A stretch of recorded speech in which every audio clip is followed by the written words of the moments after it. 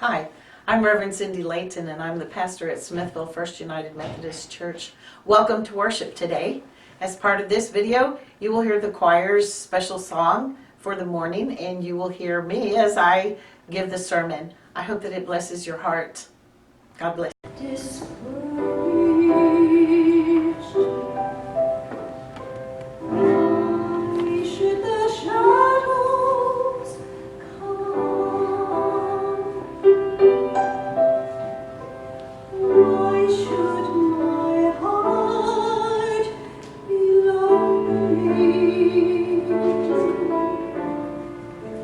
And long for heaven,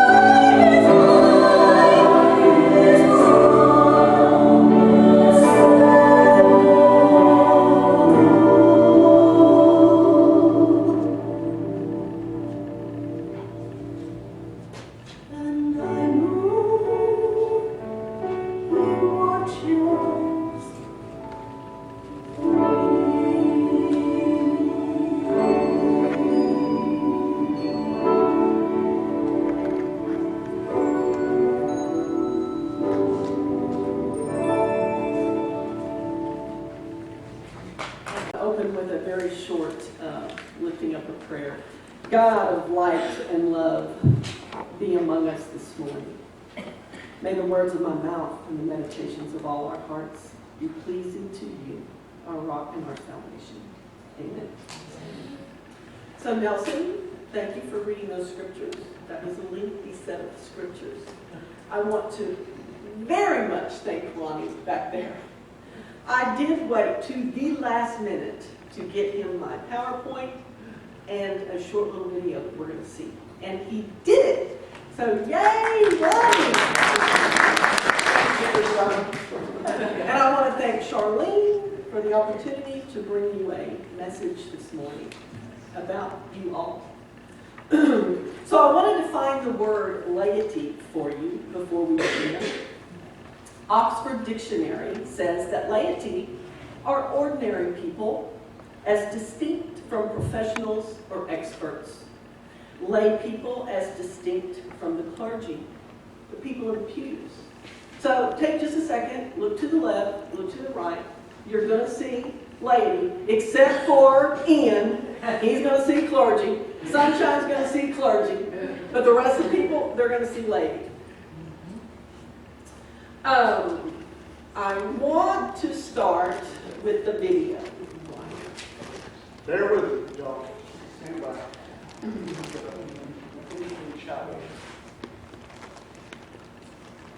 We may get commercials. We're streaming this, so I apologize. The title of this video is on YouTube is What is the Church? And you've been hearing what the church is called. What is the church? It may be that, did it start here? I know, I heard the audio, but my problem is getting the thing to display. Hang on a second, let me try something else. This is the shout, I apologize. All right. I'm gonna go on and say just a little bit, and you start it whenever you started. 18th century Methodism was a lay movement and witnessed itinerating, that's people, clergy, or at this time, lay people moving about, lay preachers being assigned in pairs, they were never sent out alone, to circuits throughout the British Isles, and eventually they made it to the Americas. Are we there yet, Ronnie? Almost. Okay. All right. I'll try this one. There it is. Okay. Hold on. What is the church? Is the church a building? Is the church a pastor? Or the staff? Is the church the music? The tradition? Or the ministries? These are all good things, but they are not the church. Take them away, and the church is still here. Why? Because you are still here. The church is you. The church is you with a purpose. The church is you on a mission. The church is you with a plan. A simple plan to plug into God at a weekend service, to charge up in a small group community, to live out using your gifts and passions, and to pass on your faith to those who do not know Christ. When you and I live like this, all the things we used to do in church become things we do as the church. God desires it. The world needs it. And we are called to be it. What is the church? The church is you. Amen. Beginning in 1929, the recognition of the laity in the church was referred to as laymen's Sunday. focusing on the ministry of the men of the church. Remember the date, 1929. This name remained until 1972. In 1973, the name was changed to Laity Sunday. And we had already ordained females before then, so it was a very good and smart thing to change it to Ladies. Laity Sunday focuses on the celebration of the ministry of all lay women and men. I am a deaconess in the United Methodist Church, a laywoman called by God to be in a lifetime relationship in the United Methodist Church for engagement with a full-time vocation in ministries of love, justice, and service. There have been deaconesses in the Methodist Church for 130 years. So we are a very well-established office. And now in 2016, we were deemed and ordered, just like Sydney is ordered in the elders, order of deacons, order of deaconesses. There are 169 active deaconesses and home missioners, and home missioners are the men. We let them be. 110 who are retired, and 70 candidates. 32 individuals will be consecrated into the order of deaconess and home missioners at General Conference in Minneapolis, Minnesota in May of 2020. I asked several lay women and men to give me a snapshot of the outreach ministry they are involved in and how it was started. Now, to some of you, this may be news that you've heard, but to some of you, like me, I had not a clue. So I hope this is helpful. And if not, just smile at me when I look up at you. So we start off, and I try to do them in order of date. So the United Methodist Men Recycle Team started a recycling program in 1987 on a vacant lot at First United Methodist Church, where the Family Activity Center is today. It started with a 55-gallon barrel that was used to collect that glass and taken to Austin to sell. So if I call your name, please stand. And then at the end of each section, I'm going to ask everyone that's been involved in this ministry to stand. The original team was Lou Rose, Skip Tyson, Tom McClure, Billy Richards, Lynn Bullock, and Jim Long. The glass collection expanded with the help of a grant to purchase a baler for cardboard. The team realized they would need more space and reached an agreement with the city of Smithville to use the current location across from Brookshire Brothers Grocery. This became the Smithville Recycling Center in 1988. Thank you, Tom, for standing. You may sit down. The cardboard baler was also used to bale plastic. Aluminum cans, newspapers, oil, and metals were also added to the items being collected at the structure that was built by United Methodist Men. I had no idea you guys did that. Have you all been through there to deliver your stuff? It's a great structure. As more and more people brought their recyclables to the center, the United Methodist Men coordinated handover, and I don't blame you at all, a coordinated handover of the management to city services in 1991.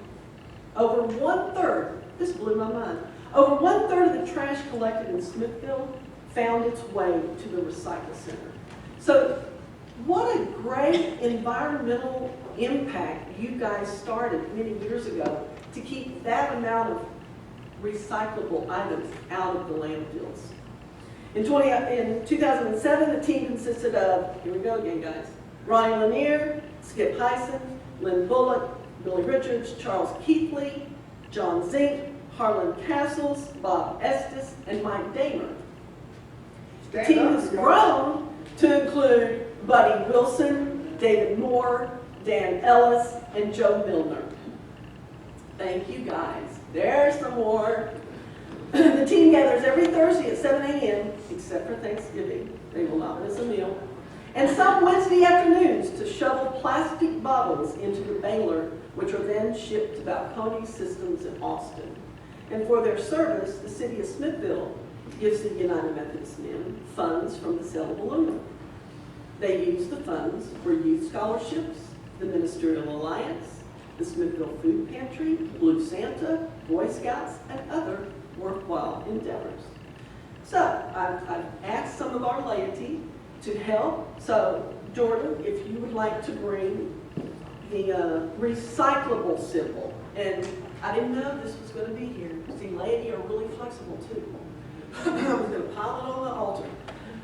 So there's a symbol for our recyclable. So Smithville Food Pantry. Ask a Methodist was the response I received when I asked Grover Shade for the history of the food pantry. In 1994, the First United Methodist Church Bulletin stated, the food bank and CCA have a freezer for wild game donated by local hunters. In 1995, the freezer was moved from the CCA location to the FUMC kitchen, prompting a plea to go out for volunteers for food distribution. This was the beginning of the Smithville Food Pantry as we know it today. Reverend Sheldon Johnson, please let him know. We talked about him this morning in church. Where'd she go? She went back there. There you go. Reverend Sheldon Johnson provided the leadership and told Grover in 2019 that he was inspired to start the pantry by the obvious local poverty as evidenced by the number of people that came to the First United Methodist Church looking for help with utility bills, gasoline, and food. Some of the early volunteers were Jim Long, Muriel Sanborn, and Dorothy Thomas. The May 2nd, 1996 edition of the Smithville Times had an article that read, and this is just a blip, the pantry was distributing food on Wednesdays and help was needed in locating a new location. 25 to 30 families were being served at that time. Leadership at the pantry has been strong, starting with Dorothy Ivins with the Arbics, Betty Nichols, Sam Martin, and our own Nancy Wilson, who did an excellent job until her illness kept her from serving. Jim Laird followed her, and currently Judy Ivanicki is the pantry manager. The food pantry has had several homes, beginning here at church, moving to the Central Elementary Building. The city of Smithville provided a location on South 2nd and Lee Street, and finally land was purchased at the corner of MLK and Lee Street, and another lot was acquired with the help of Mary Ellen Keithley, and the new building was started in 2017 with a grand opening on November 14, 2018. Volunteers keep the pantry doors open and the shelves stocked with food. Some travel to Bastrop, to H-E-B, Walmart, and some to the Central Texas Food Bank. Others move the food to the distribution shelves, fill orders, and carry orders to the clients. It is like an ant mound, a beehive over there on Wednesdays. So if y'all haven't been over there, y'all should pop in and then get out of people's way. Starting in 1996 with 25 to 30 families and moving to September 2019 with 106 families. So then you multiply that out, how many people are in those families, we don't know, show that there is still a need for food pantries and loyal, dedicated volunteers. So now Cody is going to put our food for the symbol of the food pantry. Thank you, Cody. Smithville Community Clinic was created through the laity of Smithville First United Methodist Church. It began with a question, where's your free clinic? Asked by a woman new to Smithville. Reverend Dr. Karen Beck said, the clinic was a vision of a group who started a nonprofit organization and created a board to guide the clinic to reality. Through grants from Bastrop County, fundraisers, and donations, the group was able to begin construction on the clinic in 2009. If you have not been over to the clinic, that started with a cargo container. We do medical care out of a cargo container that was transpired into a clinic. Land was secured as well as a 20-foot cargo container, and the rest is history. And it's a very fluid history because we just keep growing. What began as a Saturday medical clinic has grown into a once-a-month women's clinic, a dental clinic, and a behavioral health clinic, who are going like nobody's business because mental/behavioral health is right under cancer for the two leading ailments in our society today, not just in Smithville, but all over the planet. We plan to add a medical doctor, another nurse practitioner, and an additional building, which we jumped through the hoop at planning and zoning, and now December 9th, we'll jump through another hoop at the city council meeting. And they've already told us, if P&Z says go, City Hall will help us go. Since 2013, we have seen approximately 2,000 women and men who otherwise would not have received medical attention. That number continues to grow with the help of our newest staff addition of a bilingual patient navigator, Diana, who goes out into the county to share with moms and dads about our service. We lucked out with Diana. She is also employed with Head Start. Head Start does family visits. So she's already got her foot in the door and people trust her. So now she can also tell them about the clinic. The only criteria that we have is that you do not have health insurance or you are severely underinsured. Many people have catastrophic insurance for heart attacks, strokes, when you go into the hospital, but can't go to a general practitioner because you've got an upper respiratory infection. So we help people. So I need James to come and put our blood pressure cup. I was looking for a stethoscope and I couldn't find one. Stethoscope. It's that purple thing. Yes. Thank you, James.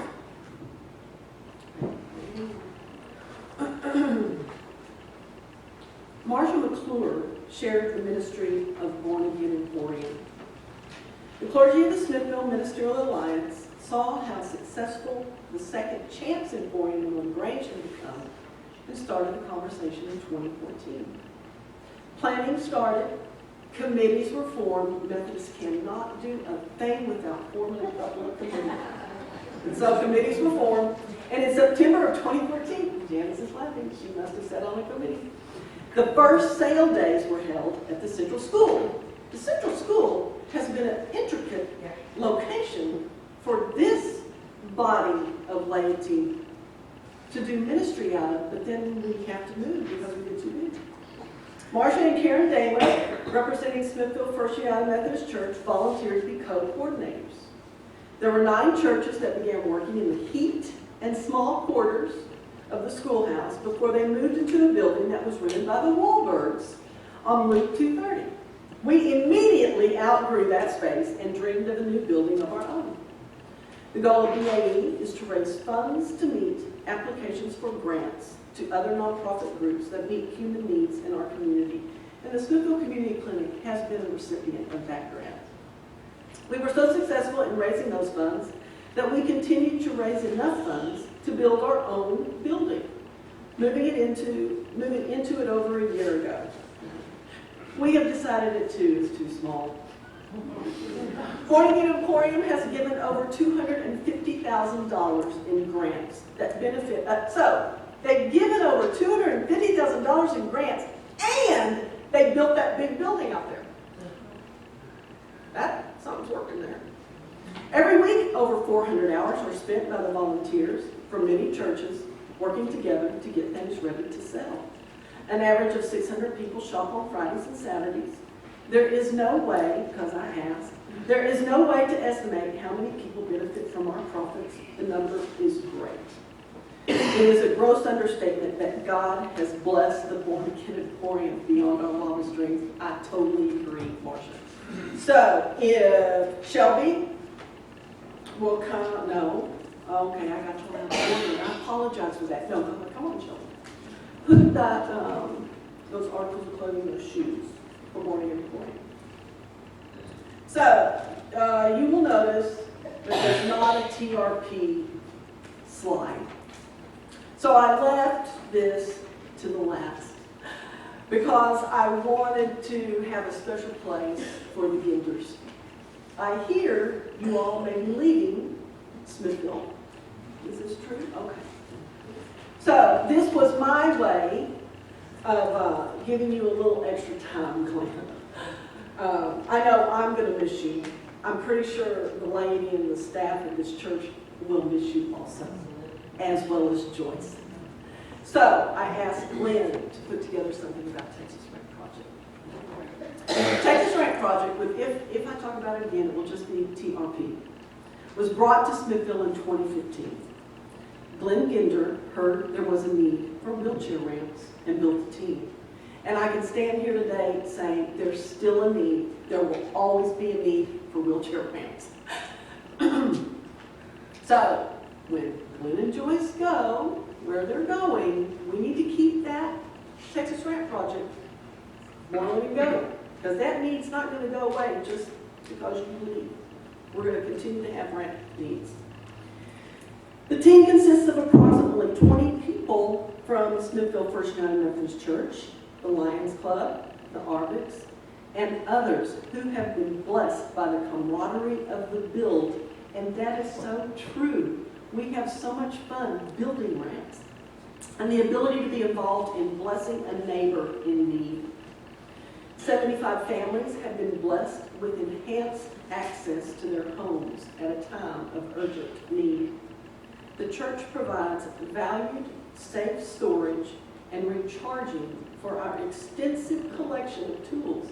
And I know how many tools are given to a TRP team, and they are immense. So you do need a place, so thank you, church. Glenn recently discontinued after about 4 years, enjoying a recycling ministry. That's why I didn't name you in theirs. I wanted to showcase you. The recycling ministry, baling plastics with my brothers. Who else can say that? You said it so well, Glenn. He also said it was and is a delight to participate with the Born Again Memorial, remodeling the original school location and serving on the building committee for the new location and working 2 days per week for the Arvics and or Smithville First United Methodist Church take their turn. Now this is the only time that Glenn and Joyce deviated from church. They've also been working with Meals on Wheels. Though not a church ministry, those are his words, each Wednesday allows Joyce and me to interact with grateful and needy neighbors, and then go home to our lunch and have a prayer for each of the beautiful people we served. So, Grace, who hasn't put something up there? Because I got you all out of order, Grace. If you will put the, I don't have to tell Glenn what this is. Even Patty knew what this was. But I need to tell you, because remember in the scripture, it said, when did you visit me in prison? Prison doesn't have to be TDCJ, Texas Department of Criminal Justice. Prison can be whatever you may be addicted to, and whatever is keeping you from leaving your home. And let's see, this says it's a 2x4, but it might not be exactly 2 inches. But this width keeps people imprisoned in their homes because they can't get out of it.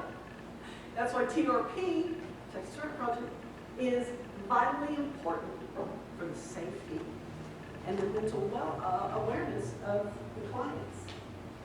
So that's why I placed that there. Texas Ramp Project is dear to my heart. So, hang on, because I got my stuff out of order.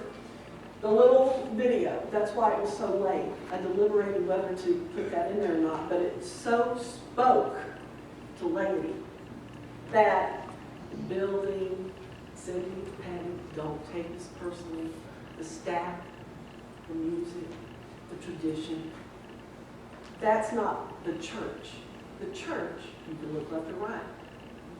We are the church. And I'm not going to break into song because I'm not a public singer. But we are the church with a purpose, and that is to love God and love others. So I am going to put this, Jordan and Cody help me work this, and I'm not taking the part of this. I am going to add that, to love God and love others. That is our purpose as laity of the church. Our mission is to connect the unconnected. I love that. To connect the unconnected to Christ and together grow to full devotion to Christ. And our plan, Cindy, I don't know if you're taking notes on that, where it said, plug in, come to worship. Here's the message. Charge up in small groups, and I am guilty of not being a part of the small group, Sunday school, Bible study.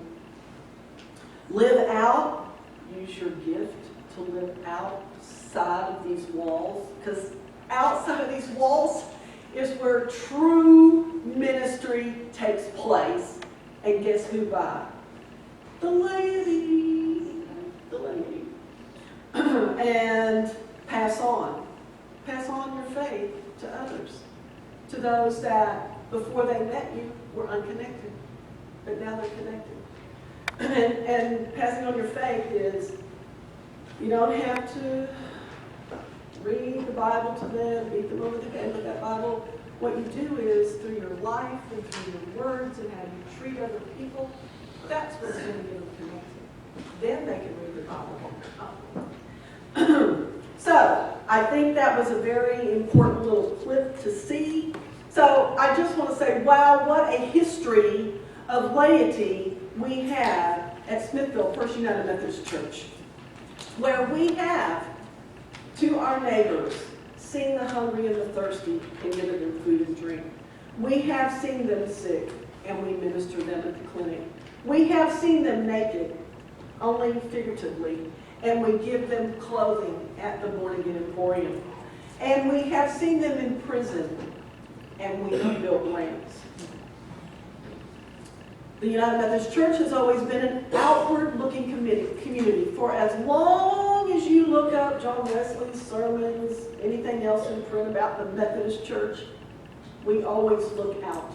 We always go to places nobody else will go to be the church. So now we may want to look at a time for inward reflection to see what God has for us in 2020. Because we have a great history, and I'm not saying we need to compete with that history, but I'm saying we need to continue on. So we are one body with many members. Where will 2020 find this body at work? Will we mentor, tutor children? Will we step up to be Sunday school teachers? And I'm just going to take a minute of privilege here to say we need children's Sunday school teachers. So if you would like to be a children's Sunday school teacher, check in with Cindy. Check in with Cindy. And then this came to me at an admin meeting, and I won't look at you, Tricia. Will we create a baby depot for moms and dads who may need a high chair or diapers? Oh no, will we? Will our quilters decide to send kid-sized quilts to group homes and orphanages? I don't know, maybe. There is no limit to what this body, with our many members, may be called to be. Because we are called to be in ministry, not do ministry to someone. I can rest assured that when one of us suffer, we all suffer. And when one of us rejoice, we all rejoice with our brothers and sisters who are called into ministry to love people, connect the unconnected, and to live that plan. And so, got Laity? What's the answer? Yes. Yes, we do. Thanks be to God. Thank you.